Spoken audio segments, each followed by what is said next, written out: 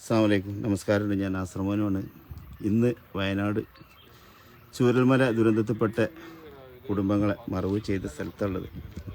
ഇവിടെ നമ്മുടെ സുദേവനും ലത്തീഫ് സാഹിബും ഒക്കെ അടുത്തടുത്താണ് അവർക്കുള്ള അന്ത്യവിശ്രമം കൊടുത്ത് ചെയ്തിട്ടുള്ളത്. അവരൊക്കെ ഒരുമിച്ചാണ് ഇവിടെ കിടക്കുന്നത്. ചൂരൽമലക്കാരെ പറ്റി എല്ലാവരും ചോദിച്ചറിയുമ്പോൾ പറയുന്നുണ്ട്, അവരെ വീടുകൾക്കൊന്നും മതിലുണ്ടായിരുന്നില്ല, അവരെ ചുറ്റുമതിലൊന്നും എല്ലാവരും കെട്ടിയിരുന്നില്ല. എല്ലാവർക്കും എല്ലാവരുടെ വളപ്പ് കൂടി അങ്ങോട്ടും ഇങ്ങോട്ടും സ്നേഹത്തോടെ പോവായിരുന്നു.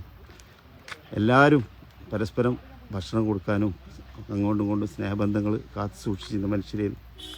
ഇത് നമുക്കൊക്കെ ചിന്തിക്കാനാണ് പടച്ചമ്പുരാൻ നമ്മുടെ ചൂരൽമലക്കാർക്ക് ഇങ്ങനെ ഒരു ദുരന്തം കാണിച്ചെന്നുള്ളത്. കാരണം നമ്മളൊരു വഴി കൊടുക്കൂല, വെള്ളം കൊടുക്കൂല, നമ്മളൊക്കെ മാക്സിമം എത്ര അത് എൻ്റെതെന്നുള്ള വലിയ വലിയ മതിലും കെട്ടിയിട്ട് നമുക്ക് നമ്മളതെന്നും പറഞ്ഞിട്ട് നമ്മൾ കാത്തു സൂക്ഷിക്കും. പക്ഷെ അതൊന്നും നമുക്ക് സുരക്ഷിതമല്ലെന്നും നമ്മളൊക്കെ മണ്ണോട് മണ്ണാവുന്നു.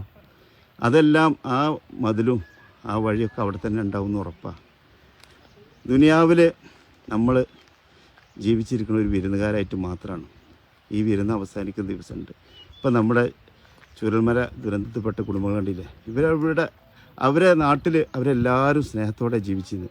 അവരെ അന്ത്യവിശ്രമം തന്നെ അവർക്ക് പടച്ചമ്പുരാൻ ഒരുമിച്ചാണ് കൊടുത്തത്. എല്ലാം ഇതിൽ ജാതിയില്ല, മതമില്ല, അങ്ങനെ മറവ് ചെയ്താൽ ഇങ്ങനെ മറവ് ചെയ്തെന്നില്ല, എല്ലാവർക്കും ഒരേ പരിഗണന, വ്യത്യാസമില്ലാത്ത വീടുകൾ. നമുക്കൊക്കെ യാത്ര ഉണ്ട്, ഒഴിച്ചുകൂടാൻ പറ്റാത്ത ആ മരണം നമുക്കൊക്കെ പോയേ പറ്റൂ, നമ്മളൊക്കെ തേടി വരും. ദുനിയാവിൽ നിന്ന് നമ്മൾ ഒന്നും കൊണ്ടുപോയ ചരിത്രം ആരുമില്ല. എത്ര കോടീശ്വരന്മാർ കോടികളുണ്ടായിരുന്നു, അല്ലെങ്കിൽ വലിയ വലിയ ഉന്നത പദവികളിൽ ജോലി ചെയ്ത ആളാണെങ്കിലും, ഇനി മന്ത്രി രാജാവ് ആരായിട്ടും കാര്യമില്ല, മരണം എന്ന വിരുന്നുകാരൻ നമ്മളെ തേടി വരും, കൊണ്ടുപോകും. പക്ഷേ ആർക്കെങ്കിലും നമ്മൾ ദുനിയാവിൽ നമ്മളെ കൊണ്ട് ചെയ്യുന്ന ഒരു വാക്കുകൊണ്ടോ ഒരു പുഞ്ചിരി കൊണ്ടോ സമ്പത്തുണ്ടെങ്കിൽ സമ്പത്തുകൊണ്ടോ നമ്മളെല്ലാം ഉപകാരം ചെയ്താൽ അത് നമുക്കുള്ളതാണ്. ഇപ്പോൾ പല സ്ഥലത്തും ഞാൻ പല പ്രോഗ്രാമിലും ചെല്ലുമ്പോൾ എത്രയും നല്ല കാര്യങ്ങൾ ചെയ്ത് മരണപ്പെട്ടു പോയ ആളുകളെ പറ്റി ആ സദസ്സിൽ പറയും. നമുക്ക് ഈ പാലിറ്റീവിൻ്റെ ബിൽഡിംഗ് ഉണ്ടാക്കി തന്ന മനുഷ്യസ്നേഹി ഇന്ന് നമ്മളോട് കൂടെ ഇല്ല, പക്ഷേ ആ വലിയ മനുഷ്യസ്നേഹിക്ക് വേണ്ടി ഒരു മിനിറ്റ് നമുക്ക് പ്രാർത്ഥിക്കാം. ഇങ്ങനെ പറയുന്ന കുറേ സദസ്സുകളിൽ ഞാൻ പോകലുണ്ട്. അങ്ങനെ നമുക്ക് വഴി കൊടുക്കാനോ വെള്ളം കൊടുക്കാനോ നമുക്ക് സാധിക്കാതെ ഇതെൻ്റെത് പിടിച്ചു വെക്കണമല്ലോ ആലോചിക്കുക. നമുക്ക് ആ വഴിയും വെള്ളമൊന്നും നമ്മളതല്ല, എല്ലാം നമ്മളെ താൽക്കാലം ഏൽപ്പിച്ചൊരു ഉത്തരവാദിത്വം മാത്രം. നമുക്ക് നമ്മളെ മക്കളെ ഓരോരുത്തരും മക്കൾക്ക് സമ്പാദിച്ചു കൂട്ടാന്ന് ഓടലുണ്ട്. ആ മക്കളെ കൊണ്ട് ദുനിയാവിന്ന് നമുക്കൊരു ഉപകാരം കിട്ടില്ല എന്നുള്ള പരിപൂർണ്ണ ഉറപ്പ്. കാരണം അവരൊക്കെ സമ്പത്തിന് വേണ്ടി മാത്രം സ്നേഹിക്കുള്ളൂ. കാരണം നമ്മൾ കാണിച്ചു കൊടുത്ത വഴി അതാ. വീട്ടിലേക്കൊരു അതിഥി വരുമ്പോൾ, അല്ലെങ്കിൽ അയൽവക്കത്തുള്ളൊരു പാവപ്പെട്ട കുട്ടി വരുമ്പോൾ, നമ്മൾ ചിലപ്പം ഇങ്ങോട്ട് അകത്ത് കിടന്നാൽ നമ്മൾ കുട്ടികളെന്തെങ്കിലും നല്ല ഭക്ഷണം കഴിക്കുമ്പോൾ അതകത്തേക്ക് എടുത്തുകൊണ്ടേ കണ്ട് ആ കുട്ടികൾക്കൊന്നും കൊടുക്കാൻ മടിക്കും നമ്മൾ. നാളെ ചിലപ്പം ആ കുട്ടികളെ കാരണം നമുക്ക് തണലാവില്ല. കാരണം അവരെ പടച്ചവൻ ചിലപ്പോൾ ഉന്നതിയിലെത്തും. പട്ടിണിയും വിഷമവും ബുദ്ധിമുട്ടും ദാരിദ്ര്യമൊക്കെ അനുഭവിച്ച് അവർ നാളെ ചിലപ്പോൾ അവർക്ക് ഇഷ്ടംപോലെ സമ്പത്ത് പടച്ചവൻ കൊടുക്കും. പക്ഷേ അന്ന് അവരെ മുന്നിൽ നമ്മൾ തലതാത്തേണ്ട അവസ്ഥ, സഹായം ചോദിച്ചേണ്ട അവസ്ഥ, അങ്ങനെ ഓരോ അനുഭവങ്ങളും നമുക്ക് ഇഷ്ടംപോലെ കാണിച്ചു തരുന്നു പടച്ചവൻ. അപ്പോൾ ദയവ് ചെയ്തിട്ട് ഞാൻ പല സ്ഥലത്ത് പോകുമ്പോഴും പല സങ്കടങ്ങൾ കാണലുണ്ട്. എങ്ങനെ വഴി മാക്സിമം ഒരു കല്ലെങ്കിലും ഇട്ടിട്ട് അത് എങ്ങനെയാണോ എൻ്റേതെന്ന് ഉറപ്പിച്ചിട്ട് മറ്റുള്ളവർക്ക് ഉപദ്രവമാക്കി കൊടുക്കാൻ പറ്റുമോ അങ്ങനെ ചെയ്യുന്ന കുറേ മനുഷ്യർ നമ്മൾ കണ്ടിട്ടുണ്ട്. നിങ്ങളൊന്ന് ചിന്തിക്കുക, ആ വഴിയൊന്നും നിങ്ങൾക്ക് സുരക്ഷിതമല്ല, ആ വഴിയൊന്നും നിങ്ങളതല്ല, നിങ്ങളെ തൽക്കാലം ഏൽപ്പിച്ച ഉത്തരവാദിത്തമുള്ളൂ. എന്തായാലും ഇവരെ കൂട്ടത്തിൽ കുറേ മനുഷ്യർ ജീവിച്ചിരിക്കുന്നുണ്ട്, മരണത്തിന് കീഴടങ്ങാതെ അല്ലെങ്കിൽ പടച്ചമ്പുരാൻ അയച്ചു കൊടുത്ത കുറേ മനുഷ്യർ. അവർക്കുള്ള വീട് നിർമ്മാണം ഞങ്ങളിവിടെ മാക്സിമം നടത്തിക്കൊണ്ടിരിക്കുന്നുണ്ട്. ഏകദേശം ഇൻഷാ അല്ലാഹ് പടച്ചവനെ വിധിയുണ്ടെങ്കിൽ 100 വീട് ആ അർഹതപ്പെട്ട കുടുംബങ്ങൾക്ക് ചെയ്തു കൊടുക്കാൻ സാധിക്കും. 1077 വീടിൻ്റെ വർക്ക് നടന്നുകൊണ്ടിരിക്കുന്നുണ്ട്. നിങ്ങളൊക്കെ പ്രാർത്ഥിക്കണം നമുക്കൊക്കെ വേണ്ടിയിട്ട്. കാരണം നമ്മളെ കൂടെ ഒരുപാട് നല്ല മനുഷ്യസ്നേഹികൾ, നല്ല മനസ്സുള്ളവർ, പടച്ചവൻ കൊടുത്ത സമ്പത്ത് അത് നമ്മുടെ നാട്ടിലൊരു ദുരന്തം ഉണ്ടായപ്പോൾ അതിൽ ഒരുപാട് വിഷമിച്ച് നിൽക്കുന്ന ആ കുടുംബങ്ങൾക്ക് ഇങ്ങനെയെങ്കിലും ഒരു തണലൊരുക്കി കൊടുക്കാൻ നമ്മളെ സമ്പത്ത് കൊണ്ട് സാധിക്കുമല്ലോ എന്നുള്ള നല്ല മനസ്സിൻ്റെ ഉടമസ്ഥരായ കുറേ മനുഷ്യരുണ്ട്. അവരൊക്കെ അതിന് ആത്മാർത്ഥമായിട്ട് അവർക്ക് അധ്വാനിച്ചുണ്ടാക്കിയ ആ സമ്പത്ത് നമ്മളെ കുടുംബങ്ങൾക്ക് വേണ്ടി നീക്കി വെച്ച് അതിൽ വർക്ക് നടന്നുകൊണ്ടിരിക്കുകയാണ്. കിണർ കളച്ചുതരാൻ ഒരുപാട് ആളുകൾ, മറ്റുള്ള എല്ലാ വിഭാഗത്തിൽപ്പെട്ട മനുഷ്യരും സഹായിട്ടും തണലേറ്റും ഒരുങ്ങി ഇറങ്ങിയിട്ടുണ്ട്. അതൊരു വലിയ ആശ്വാസമാണ്. നമ്മളെ കേരളത്തിൻ്റെ, അതായത് ദൈവത്തിൻ്റെ നാട് എന്ന നാട്ടിൽ എന്തെങ്കിലും വിഷമങ്ങളൊക്കെ ഉണ്ടാകുമ്പോൾ നല്ല മനസ്സിന് ഉടമസ്ഥനായവരായ ആയിരക്കണക്കിന് ലക്ഷക്കണക്കിന് മനുഷ്യരുണ്ട്. പടച്ചോൻ ഇത് നമുക്ക് കാണിച്ചു തന്നിട്ടുള്ളത് തിരുത്താനും ചിന്തിക്കാനുമാണ്. നമ്മുടെ ചൂരൽമല ദുരന്തത്തിൽപ്പെട്ട കുടുംബങ്ങൾ മുഴുവനും പരസ്പരം സ്നേഹബന്ധം കാത്തു സൂക്ഷിക്കുന്ന ആൾക്കാരാണ്. അവരൊക്കെ സ്നേഹത്തോടെ ഒരുമിച്ചാണ് അന്ത്യയാത്രയിലും കിടന്നുകൊണ്ടത്.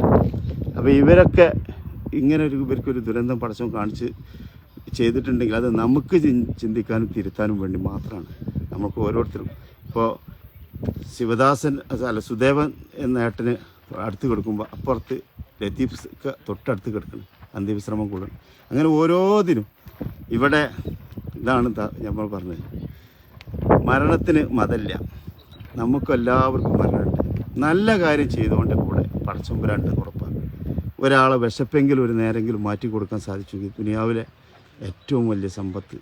നമുക്ക് ആ മനുഷ്യൻ്റെ വിശപ്പ് മാറിയിട്ട് മുഖത്തേക്കൊണ്ടൊരു സന്തോഷത്തോടെ നോട്ടം, ചിലവിൽ കണ്ണീരോടെ കാരണം നമ്മളെ ആ കണ്ണീര് തുടച്ചുകൊണ്ടൊന്ന് പുഞ്ചിരിച്ചാറില്ല, അതൊരു വല്ലാത്ത ലഹരിയാണ്.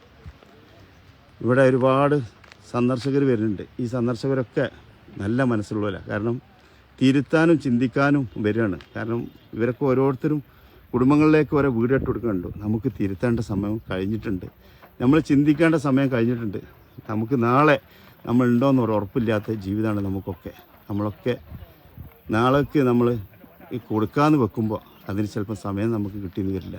നമ്മൾ പടച്ചവൻ്റെ മുന്നിൽ എത്തുന്ന സാഹചര്യം ഉണ്ടാവും. ഇൻഷാ അല്ലാഹ് പടച്ചവന് ഇത്രയും ദുരന്തങ്ങളൊന്നും നമ്മുടെ നാട്ടിൽ തരാതിരിക്കട്ടെ.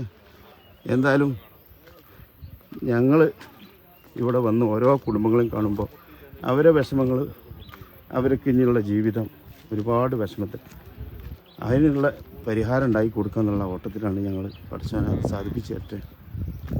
ജാതിക്കും മതത്തിനും രാഷ്ട്രീയത്തിനും ഒക്കെ അപ്പുറം മനുഷ്യനെ സ്നേഹിക്കാനുള്ള മനസ്സാണ് വേണ്ടത്. ഇവിടെ നമ്മുടെ കെയർ ഹോമിൻ്റെ നമ്മളെ കൂട്ടപ്പുറപ്പുകൾ വന്നിട്ടുണ്ട്.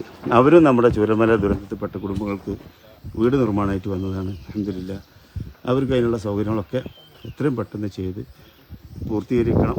ആ ചൂരൽമല ദുരന്തത്തിലെ നമ്മളെ സ്നേഹനിധികളായ ആ കുടുംബങ്ങൾക്ക് തണലൊരുക്കി കൊടുക്കുക.